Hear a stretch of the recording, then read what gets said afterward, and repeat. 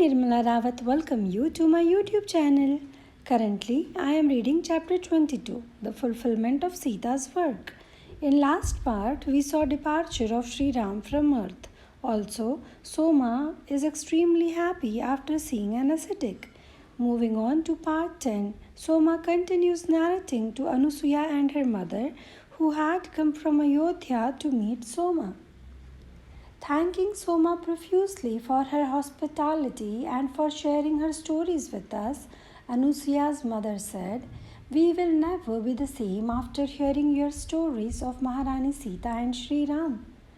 I feel now as if I know them personally, as if they are near and dear." My mother's voice became cheerful. They are near and dear, and they care for each one of us as if we were their child, because in fact we are. I have come to know Mata and Sri Ram much better since their departure from this physical world. Departure is not accurate. It is not the correct term, for they never left, but our language is so limited.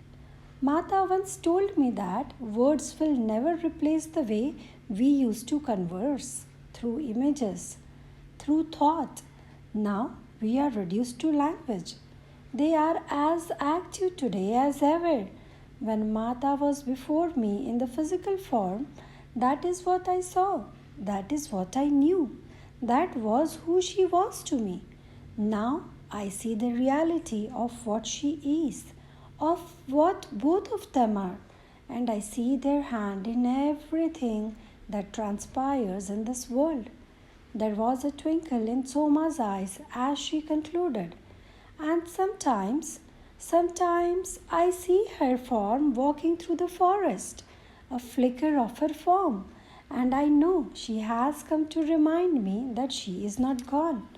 My mother said, "I will try to remember that. I don't know how we can leave you, Soma, but I am afraid that we must depart tomorrow at the first rays of dawn. We have a long journey home, and Anusuya's father is waiting for us." At those words, I could not contain myself. "Please, Ma, a few more days." "I am afraid that is not possible," said Anusuya's mother. "But I am not ready." Tears welled up in my eyes.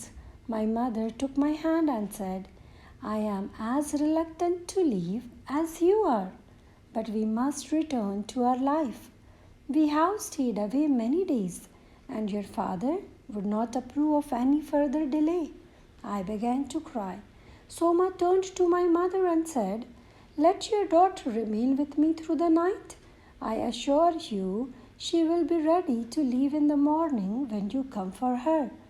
A student from the hermitage had come to guide my mother back to her cottage, and so she departed with him, leaving me alone with Soma. As soon as my mother left, Soma got up to prepare me a warm drink.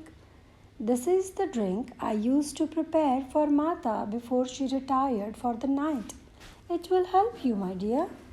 "Soma," I began in a pleading voice, Please help me convince my mother to let me stay with you. I want nothing more than to serve you, to live here with you. I don't want to leave. I cannot." My chest began to heave in pain. She seemed moved by my request. "But you must, child," she said gently. "I am nearing the end of this life, and you are beginning yours. You must let go of the past and look toward the future." Covering my face with my hands, I cried, "But I can't see the future, and I don't know the past. All I know is that I feel a peace inside of me when I am with you." Taking my hands in hers, Soma looked into my eyes and replied, "That is Mata's peace, her presence. I have enabled you to feel her again. That is why you have come. Hold on to that feeling. She will guide your life."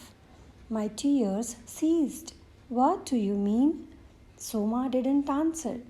She led me around to the kitchen area where she lit a fire and began preparing an herbal drink.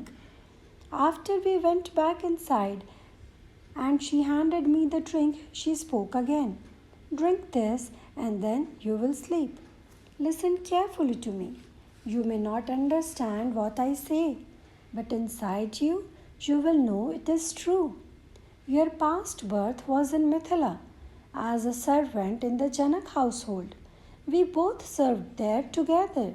You were very devoted to Mata. We came together to Ayodhya, but you did not live to see Mata's return. She looked off into the distance as she continued. There was a young man in Janak Baba's household who wanted to marry you, but your father wouldn't have it. He forbid you to marry, and so you never did. That is the cause of your resistance.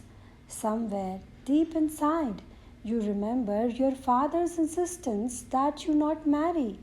He was afraid something terrible would happen to you if you married. This young man was a good man, and Mata was very fond of him. He took care of the animals and had so much love for them.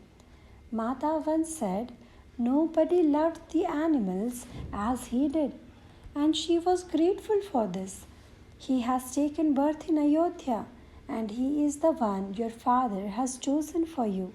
Accept him, my dear. He has great love for Mata.